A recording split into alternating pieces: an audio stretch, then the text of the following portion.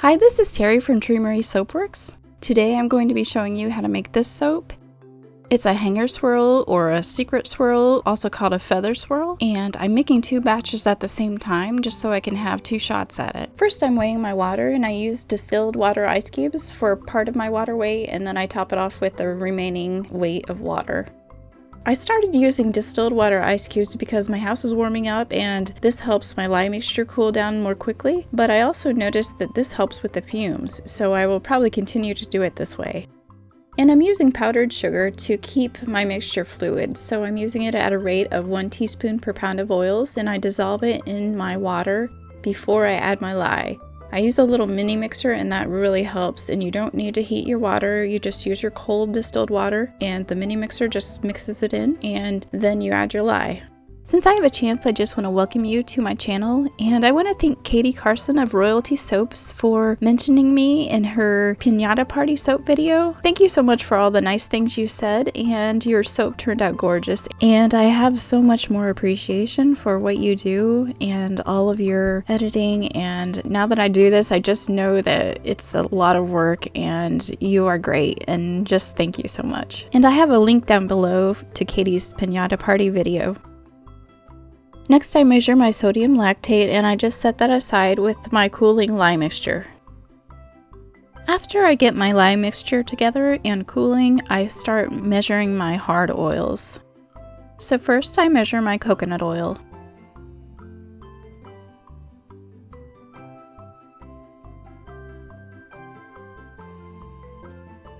Next, I measure my sustainable palm oil. I have already melted it completely, so there's nothing floating in it. And if you have no stir palm oil, you don't have to do that. But if you do have the other kinds, you need to completely melt it so you get all of those fatty acids melted, because otherwise you will get a mixture that's not really the whole mixture of fatty acids. After I finish melting the coconut oil, I add the cocoa butter pastilles. And I stir the mixture until it melts, or if I have to microwave it a little bit, I will microwave it just until it barely melts.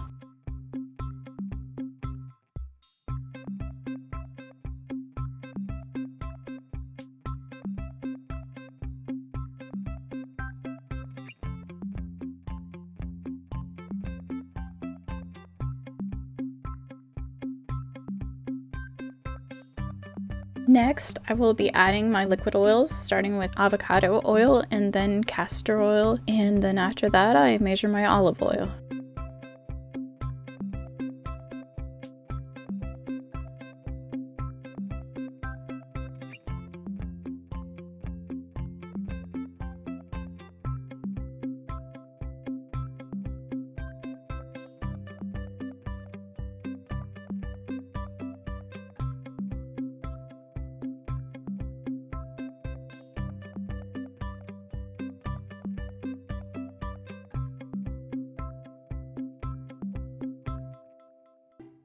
Okay, now that all the batch oils are measured, I measure the fragrance, and this time I'm using all essential oils. We have tea tree and peppermint.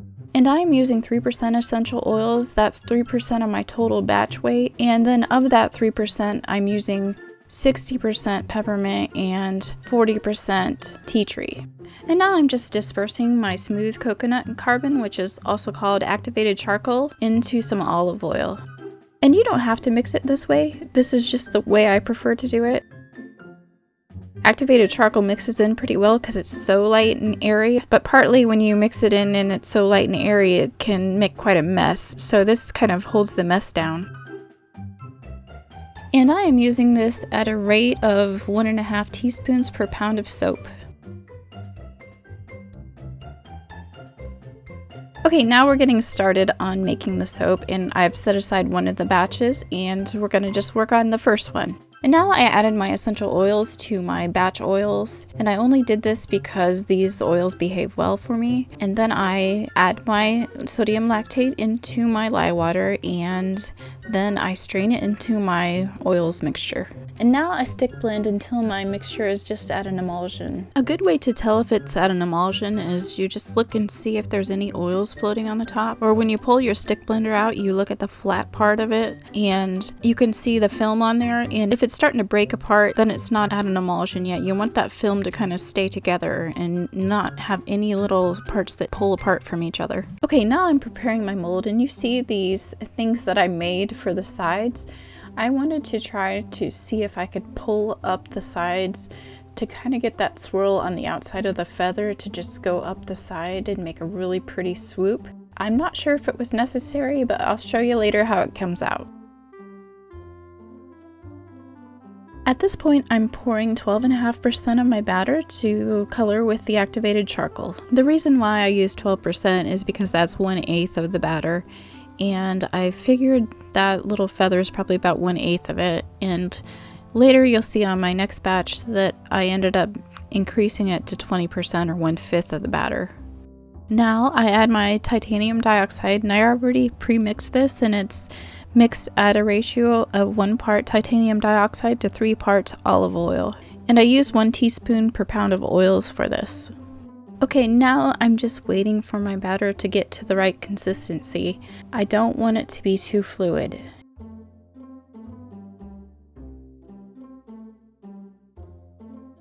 I made this tool to help kind of lay the batter in there without it breaking through, and this is just made from a plastic bottle. And you see I dipped my spatula in there to see how deep the batter was, and it looked like it was about 1 inch, and it actually seems like the batter goes down a bit. So in the future I would actually make my bottom pour a little higher, probably about almost halfway up the mold, because as you pour it seems like it just sinks down a bit. So there I poured my first layer of black, and now I pour a little on each side, down the sides. Try to keep that in the middle, and then I pour another layer of white. And I just continue this way until I run out of black. And I ran out of black pretty early on this one, so that's why in the second batch I made 20% black instead of 12.5% black. Notice when I'm pouring that I don't have the pitcher filled very high with the batter I'm using, because the higher the batter is in the pitcher, the harder it is to pour down low in the mold. Now you see with this, I am just pouring the white on top of the black, and I didn't use that tool I made with the plastic bottle. And I found out that it works better with the plastic bottle. When I cut this soap, this one didn't look as good as the second one I did when I used the guide to pour.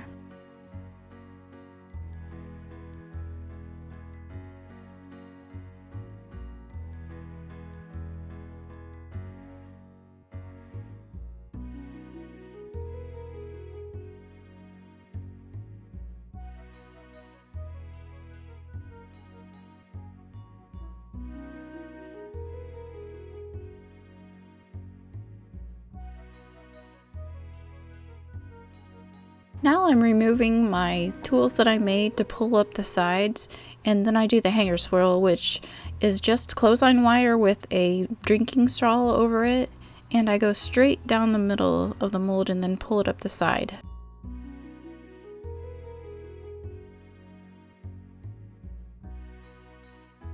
I'm just adding the remaining batter, and then I'm going to do a little design on the top.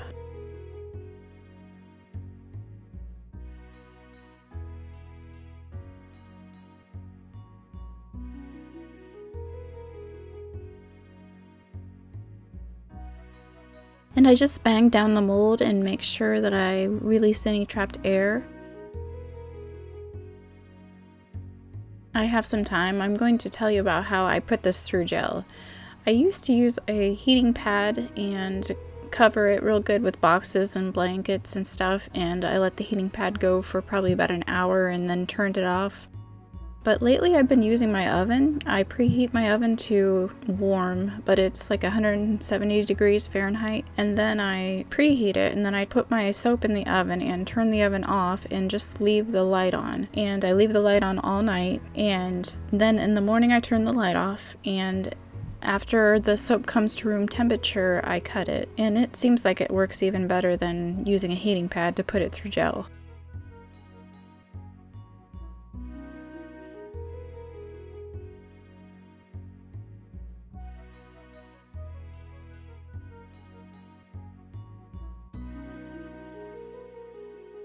Okay, now it's time to pour the second batch, and this time I used my guide to pour each layer and it worked much better. And the guide, I think I'm going to trim it to be a little shorter, probably about half the length, and also at the end I need it to be kind of at a 45-degree angle. I think that would work better. And this guide I cut from a round bottle that was, I think the size of the bottle held 8 ounces. On my first batch, I used a different guide that I cut, and that one I cut from an oval bottle, and I used the skinny part of the oval as the guide, and I actually think this rounder guide works better, so I would recommend cutting from a round bottle.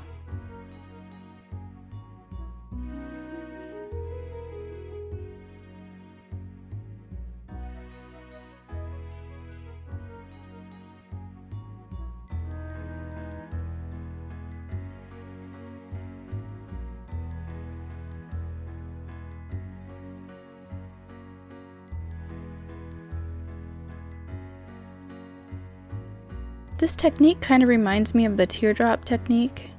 With the teardrop technique, you're pouring in the center different layers, and then as it gets closer to the outside, then you pour the outside kind of down the side, and it'll slowly add more soap and raise it up, and it kind of comes together into a teardrop. And that's why I said I'm not sure that I needed those tools that I made, and I put on the bottom of the mold that I pulled out at the end. So next time I think I'm going to try it without those.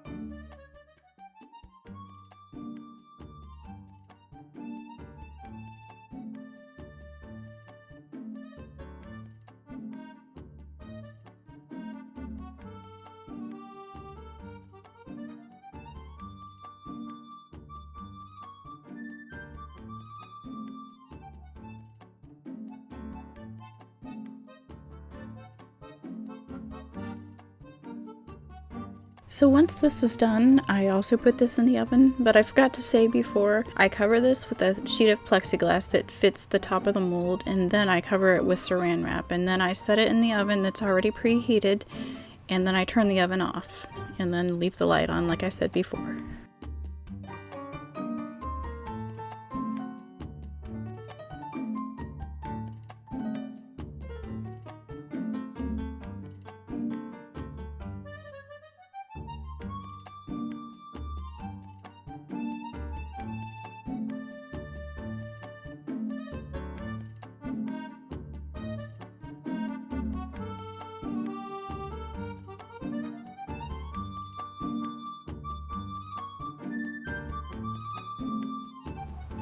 I'm just wondering which top you like the best. Do you like the plain hearts or this one that's more complicated? I'll leave a poll up here so you can answer which way you like the best.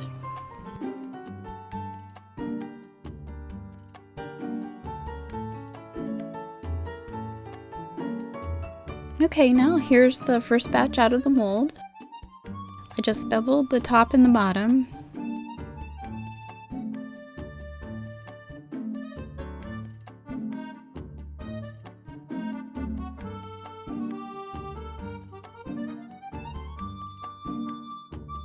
And now I'm just cutting a little off the end so it looks a little better at the end, because the ends never look very good.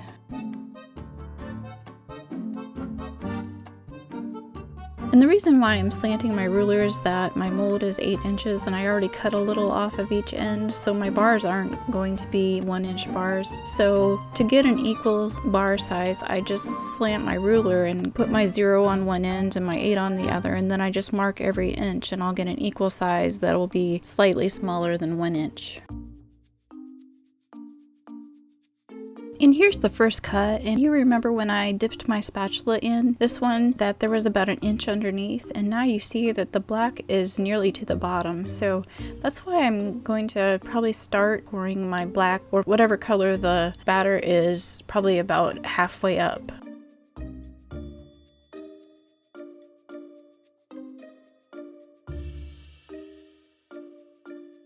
And you can see that there's kind of some stray black in there, and I think that happened when I cleaned off my swirl tools and I just squeegeed them off into there, and there was some black on there, and I think that's how that stray black got there. So I think next time I would just not worry about it and use that in a different mold. Also, the black isn't so smooth because when I poured the first batch, I didn't use that tool that I used to pour and lay the batter on top. Some of the white I just poured on top, and that makes it a little more pointy than I wanted it to, so that makes it have not a very smooth top to it.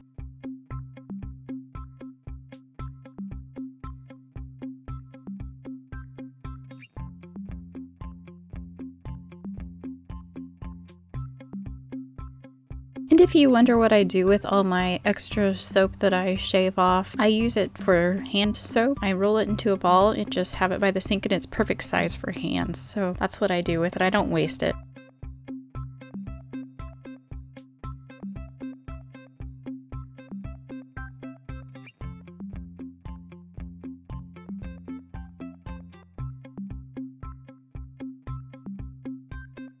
Okay, now it's time to cut the second batch. Again, I'm just taking a little off the ends so it looks a little better.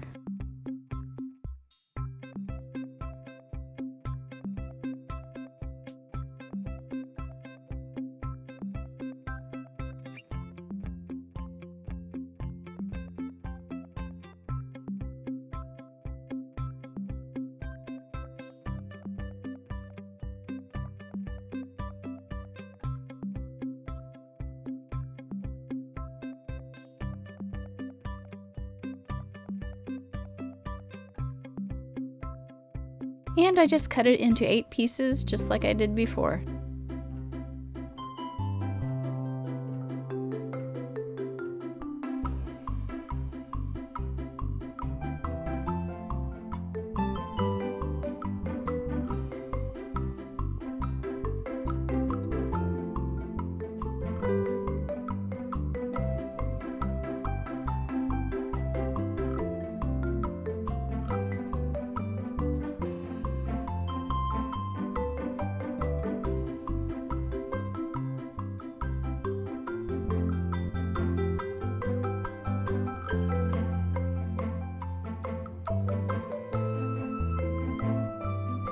And you can see how these are much smoother than the previous batch. I think it helps that I used that guide when I poured on each layer.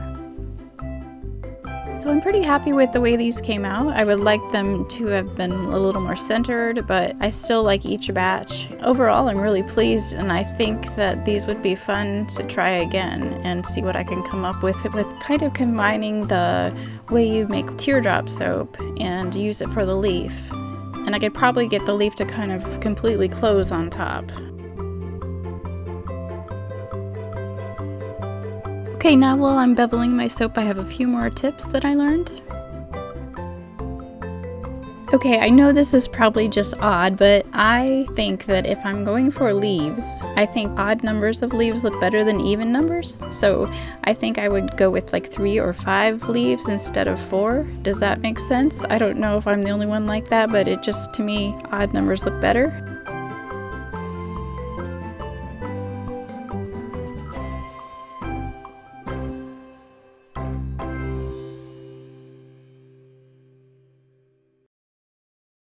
I also think if I'm trying to make it look like a feather, that it would be neat to try an in the pot swirl technique on this and see what comes out, because this to me looks more like a leaf, and I like the look of a leaf, but if I'm going for a feather, I think I want to try the in the pot swirl. We used to have guinea hens running around on our property when we first moved in, and they had the most beautiful black and white feathers, and so every time I see black and white feathers I think of our guinea hens that we used to have.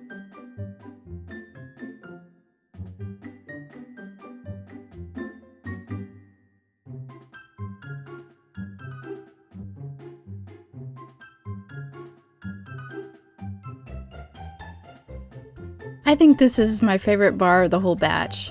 It's so whimsical, and it's got those 3 leaves. It's really simple, and I think it's just so pretty.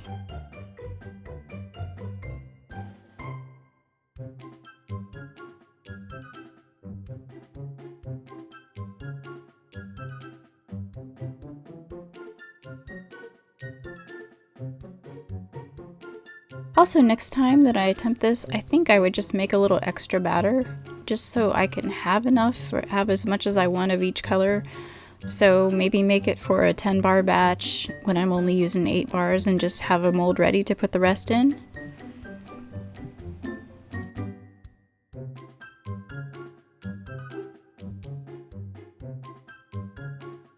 Another tip that I have is use a lazy Susan. I think that worked really well with this technique because you need to turn it around and do the other side, and it just, when you can't get it from one end, you get it from the other end, and it's just harder to turn around when you don't have something like that.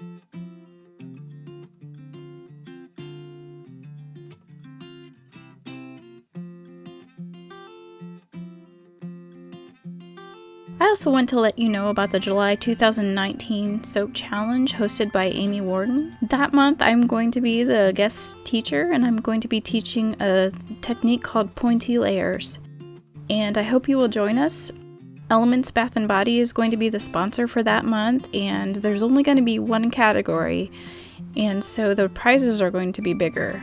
And you can get the teaching without entering any soap if you want to, but if you enter soap, you usually get a lot of feedback from people, and it's really fun to interact with different soapers around the world. And so I really encourage you to take this challenge. And you can go on Amy's site, I have a link below, and you can sign up for an email that will let you know when the challenge is starting. The first day of sign up is July 8th. Elements Bath & Body also has a new colorant calculator that I will be demonstrating too, so there's a little bonus teaching on how to use the colorant calculator.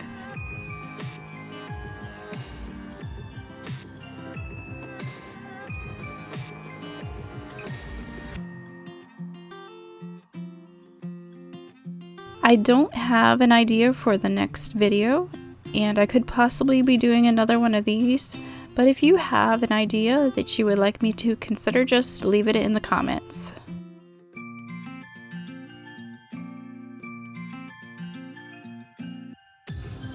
Also, my friend Helene showed me how to make a divider for my 10 bar mold, and she said it was alright to go ahead and show you all how to do it.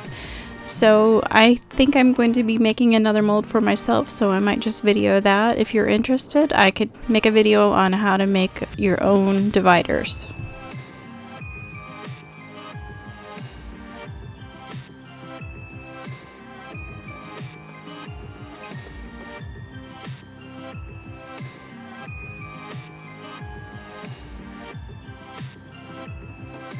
Thank you so much for hanging in here till the end of the video, and thank you for being patient with me. I know it's been a little while since I released a video.